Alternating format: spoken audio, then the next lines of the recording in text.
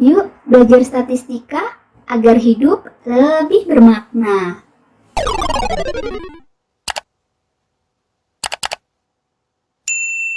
Assalamualaikum warahmatullahi wabarakatuh. Ya, kali ini kita akan membahas topik tentang analisis regresi.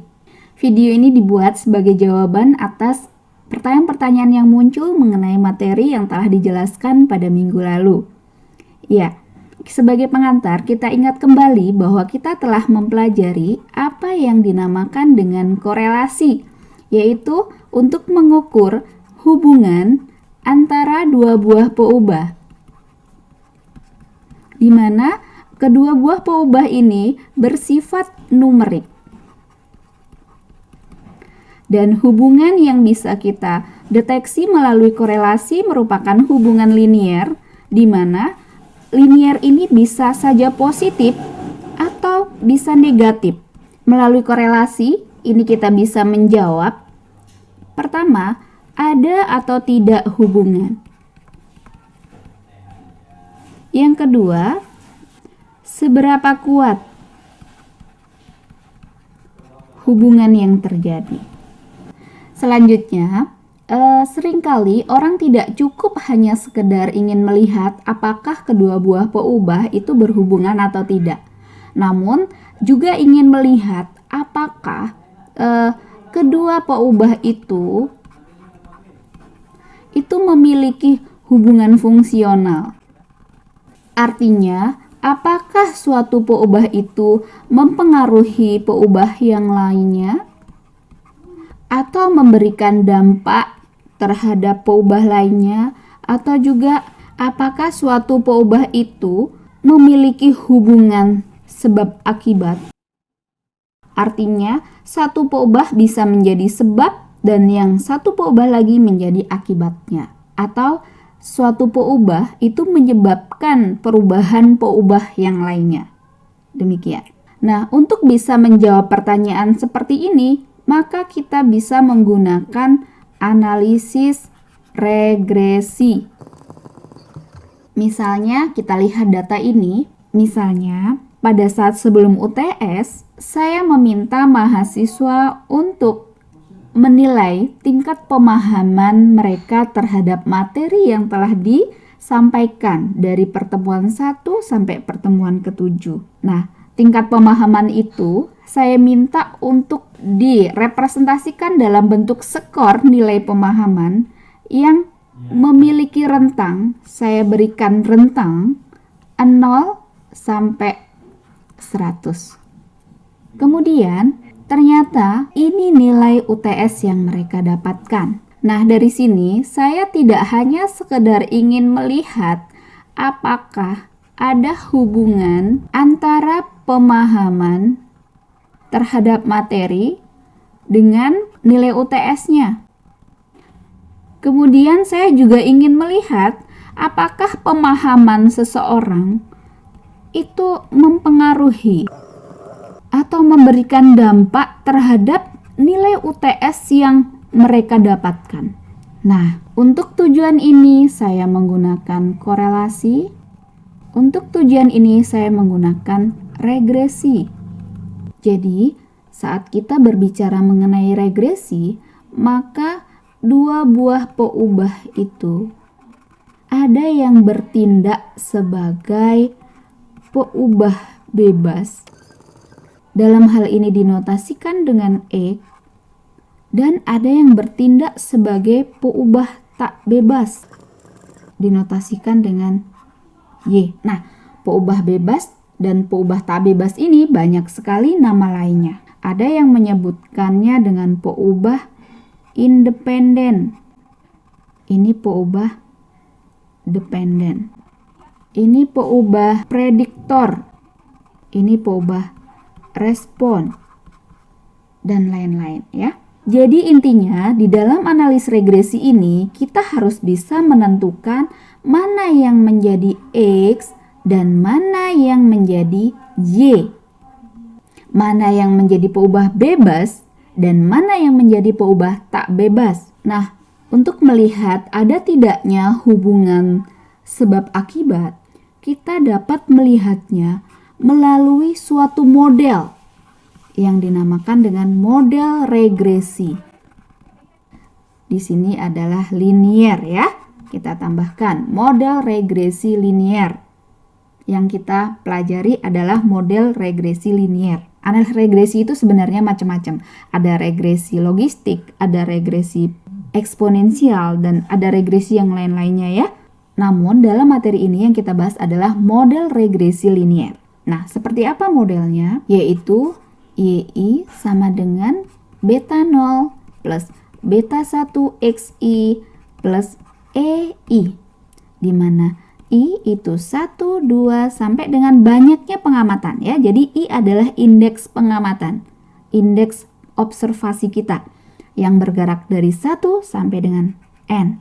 Nah, YI-nya ini adalah peubah respon atau peubah tak bebas atau peubah dependen. Sedangkan X ini merupakan peubah bebas. Kemudian B0 ini namanya intercept. Sedangkan B1 ini namanya slope atau kemiringan. Jadi beta 0 dan beta 1 ini adalah parameter dalam regresi atau parameter regresi. Kenapa dia disebut parameter? Karena ini merupakan model regresi di populasi. Ingat kan, kalau di populasi kita menyatakan parameter. Kalau di sampel itu namanya statistik, ya kan? Kemudian EI ini apa? Ini adalah error. Komponen acak atau disebut dengan galat ya. Komponen acak atau kita istilahkan dalam bahasa Indonesia itu namanya galat. Kemudian di dalam model regresi ini B0 plus B1 XI ya, yang ini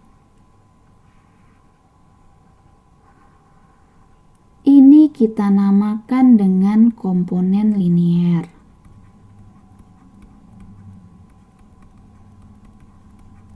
Artinya persamaan ini merupakan persamaan linier, seperti itu ya. Bukan kuadratik, bukan polinomial, bukan eksponensial, seperti itu. Ini artinya bahwa hubungan antara X dan Y ini dijelaskan oleh fungsi linier. Dan perubahan nilai-nilai Y ini diasumsikan karena perubahan X. Gitu ya. Jadi kalau X-nya berubah, Y-nya itu berubah. Namun, adanya komponen error atau galat di sini menunjukkan bahwa perubahan Y ini tidak semata-mata hanya karena perubahan X, gitu ya. Jadi ada komponen lain yang kita tidak tahu, yang sifatnya acak, yang kita tidak tahu, yang juga ikut mempengaruhi perubahan Y, yaitu si error ini tadi, gitu ya. Nah, dalam ilustrasi contoh kasus kita tadi mengenai apakah pemahaman materi kuliah yang direpresentasikan dengan skor pemahaman itu mempengaruhi nilai UTS, maka melalui persamaan regresi YI sama dengan beta 0 plus beta 1 XI plus EI, ini artinya bahwa nilai UTS itu tidak semata-mata dipengaruhi oleh skor pemahaman.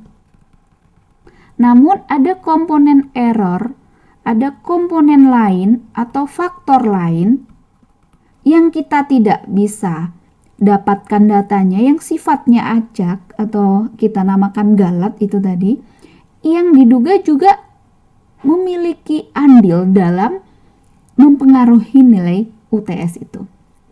Kira-kira begini makna dari model ini ya. Jadi bahwa nilai UTS seseorang itu tidak semata-mata disebabkan karena skor pemahaman dia terhadap materi yang disampaikan saja, tapi juga ada faktor lain.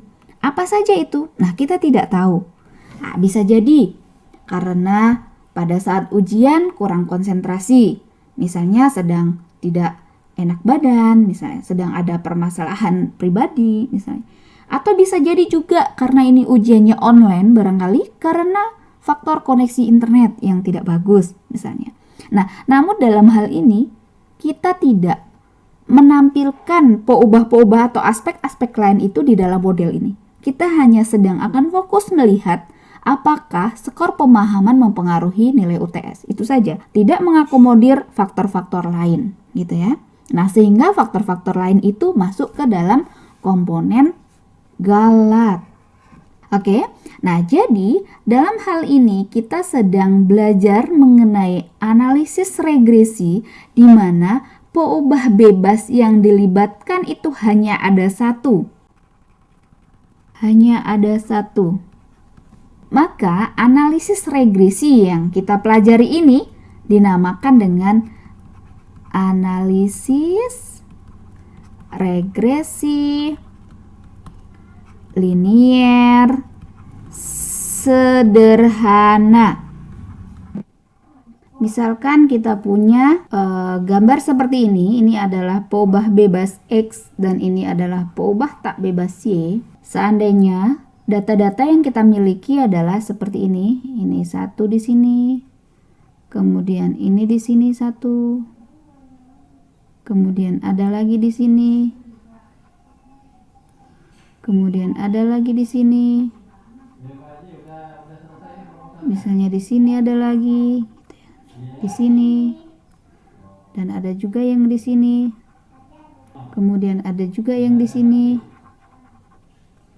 ada lagi di sini gitu ya. Nah, saat kita berbicara di populasi, model kita tadi adalah YI sama dengan beta 0 plus beta 1 XI plus EI. Nah, melalui gambar ini kita akan coba lihat yang mana yang merupakan beta 0, mana beta 1, dan mana galat atau errornya ya, epsilon ini. Nah, untuk data yang cuman segini ada 1, 2, 3, 4, 5, 6, 7, 8, 9. Ada 9 data ya. Maka kita bisa membuat garis yang mewakili titik-titik pengamatan ini. Itu yang dinamakan dengan garis regresi. Maka yang mana yang error, mana yang beta 0, dan mana yang beta 1. Coba kita lihat dulu. Misalnya untuk data yang ini. Misalnya ini. Ini adalah untuk peubah X yang bernilai X1 misalnya. Dan ini nilainya Y1. Sehingga titik ini mewakili koordinat pasangan data X1, Y1. Gitu. Kemudian yang ini. Nah, ini maka untuk X sama dengan X2 misalnya, dan Y-nya adalah Y2. Dan seterusnya untuk titik-titik yang lainnya. Maka posisi galat atau error ini adalah selisih antara titik pengamatan dengan garis regresi ini. Ini merupakan epsilon ke-1 atau galat untuk pengamatan yang pertama. Nah, ini jadi selisih titik ini dengan nilai dugaannya ini sebagai error yang kedua ya. Nah, kemudian ini error yang ketiga, yang ini error keempat, kemudian ini error kelima, kemudian ini error ke-6, kemudian ini error ke-7, kemudian ini ya, ini kebetulan kena garis ya, mungkin ini sebenarnya ada selisihnya. Kalau ada selisihnya berarti dia error atau galat juga gitu ya. Ke-8, seandainya titik pengamatan ini tepat persis di garis regresi maka errornya 0 gitu ya. Yang ini error ke-9 gitu ya. Nah, jadi EI itu ini posisinya di sini-sini. Jadi untuk garis regresi seperti ini, kalau di populasi tadi persamaannya YI sama dengan beta 0 plus beta 1 XI plus EI. Oke. Nah, mana yang beta 0, mana yang beta 1? Jadi beta 0 ini adalah intercept tadi kan ya. Ini namanya intercept. Sedangkan beta 1 adalah slope atau kemiringan atau gradien dari garis ini gitu ya. Nah, sedangkan kalau model di populasi YI sama dengan beta 0 plus beta 1 XI, maka garis warna hijau ini persamaannya adalah YI sama dengan untuk garis ya, beta 0 plus beta 1 XI ya, untuk yang ini ya. Nah, tadi kita sudah jelaskan yang mana yang merupakan galat. Sekarang kita akan melihat yang mana yang B0, yang mana yang B1 gitu. Jadi yang ini adalah beta 0 atau interceptnya. Sedangkan beta satunya itu adalah, misalkan ini adalah untuk nilai X-nya sama dengan X1 misalnya. Ini untuk nilai X2 misalkan ya. Nah, maka dari sini ke sini ini merupakan perubahan satu unit X. Unit X ini maksudnya satu satuan X ya. Kalau X-nya skor ya berarti tidak ada satuan pengukurannya ya. Dia hanya skor ya. Kalau X-nya adalah tinggi maka satuannya bisa cm, bisa meter gitu. Kalau X-nya berat bisa kilogram, bisa ton dan lain sebagainya gitu. Jadi satu unit X itu satu satuan X. Jadi berubah dari X1 ke X2 gitu. Nah, maka Y-nya itu berubah sebesar apa? Jadi ini kalau X1-nya di sini, maka Y1-nya kan di sini nih. Ya kan? Ini Y1. Nah, kalau X2-nya di sini, nah Y2-nya itu di sini. Ini Y2. Nah, maka untuk perubahan satu unit X, Y-nya berubah sebesar ini tadi. Nah, inilah yang menjadi B1-nya gitu ya. Jadi kalau X-nya berubah satu unit atau satu satuan, Y-nya itu berubah beta 1. Nah, kira-kira ilustrasi gambar untuk garis ini nih seperti ini. Nah, untuk data yang tadi kita munculin data-datanya di sini, sebenarnya titik-titik yang diwakili oleh garis ini nih adalah titik apa? Ya titik dugaannya ya. Nanti kita bahas untuk data yang sampel. Jelas ya? Oke, jadi tadi galatnya atau error itu diperlihatkan melalui selisih antara titik pengamatan dengan titik pada garis regresi seperti ini.